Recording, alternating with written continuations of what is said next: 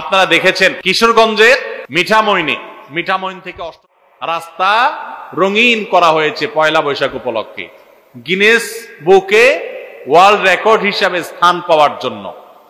14 কিলোমিটারে সম্ভবত 9000 লিটার রং সেখানে ব্যবহার করা হয়েছে। রং ব্যবহার করা হয়েছে মানে কি? কেমিক্যাল না সব।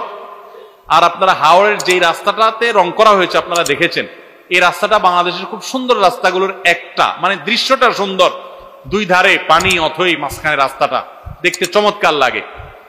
এই যে রংগুলা ধুয়ে কোথায় যাবে? রঙের গ্রান, কেমিক্যাল, এগুলো আমাদের স্বাস্থ্যের জন্য অনেক ভালো না? এই যে রাস্তা রং করছে, মানুষের ঘর বাড়িতে রং নাই, বাসের রং নাই, পাবলিক পরিবহনের রং নাই, ট্রেন গুলার রং নাই, সিল সপ্পর আপনার সালবাকলা উঠে গেছে, অবস্থা খারাপ, কোন শ্রী নাই, রূপ নাই, জায়গা মতো রং না করে কোথায় রং করতেছে? রাস্তায়। তাও আবার হাওড়ের মধ্যখানে রং করতেছে যে জীববৈচিত্র্য ধ্বংস হয়ে যাবে। এরাই নাকি আবার কলা বিজ্ঞানী। এরা আমাদেরকে সারাদিন জ্ঞান দিতে আসে, সবক দিতে আসে। আল্লাহ তাআলা এই অপসংস্কৃতি থেকে আমাদেরকে সবাইকে রক্ষা পাওয়ার তৌফিক দান করুন। বাঙালিয়ানার নামে হিন্দু ধর্মের কৃষ্টি কালচার মুসলমানদেরকে চাপিয়ে দেওয়ার যে অপচেষ্টা, কিয়ামত পর্যন্ত এদেশের মানুষ এটাকে মেনে নেবে না ইনশাআল্লাহ। জোর করে চাপাই দেওয়া সংস্কৃতি সমস্ত মিডিয়া মিলে একযোগে প্রচার করেও আপনার এলাকায় কয়জনটা নামাইতে পারছে? সারা দেশে কয়জন নামাইতে পারছে? ঢাকা শহরে মোট কয়জন? আমরা যদি ঢাকা শহরে কোটি মানুষ বসবাস করি, কোটি মানুষের ভিতরে কত মানুষ বের হয়েছে? সামান্য কিছু মানুষ বের হয়েছে, তাই না? সমস্ত মিডিয়া মিলে সকল যন্ত্র একসাথে প্রচার চালিয়েও তো কই লাখ মানুষকেও তো বের করতে পারেননি।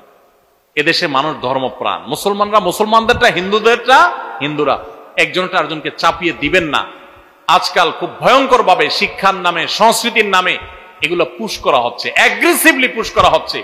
ইমানের দাবির কারণে এগুলো থেকে আমাদের বেঁচে থাকতে হবে। আল্লাহ আমাদেরকে তৌফিক দান করুন। আমরা মঙ্গল কামনা করব কার কাছে? মঙ্গলের মালিকের কাছে। কোন পেঁচা, হনুমান, রাক্ষস, খক্ষসের কাছে কোন মঙ্গল কামনা, কোন র্যালিতে মঙ্গল কামনা নাই। মঙ্গল কোথায়? আল্লাহর কাছে। কার কাছে? আল্লাহর কাছে। অতএব ঈমান নষ্ট করা যাবে না। ভাইরা আমার, এই র্যালি বের করলে সারা বছর ভালো থাকা যাবে, মঙ্গল আসবে, এটা বিজ্ঞানের কোন থিওরিতে আছে? ধর্মে তো নাই। বিজ্ঞানের কোন থিওরিতে আছে?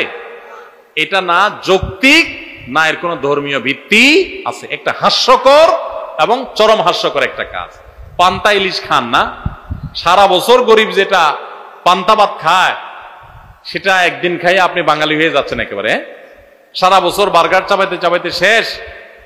বার্গার খাওয়া দোষ কিছু না, আপনিও খান, কিন্তু সারা বছর যারা পান্তা খায় তাদের সাথে তামাশা করছেন বছরে একদিন পান্তা খায়া। এই তামাশার কোনো মানে হতে, পুরা পয়লা বৈশাখের শুরু থেকে শেষ পর্যন্ত সমস্ত অনুষঙ্গগুলো একটা একটা করে দেখবেন, প্রত্যেকটার সাথে হারামের সম্পর্ক কিংবা শিরক থেকে উঠে আসা ঐতিহ্য সেখানে আছে। আল্লাহ তাআলা আমাদের সবাইকে অপসংস্কৃতি থেকে বেঁচে থাকার তৌফিক দান করুন।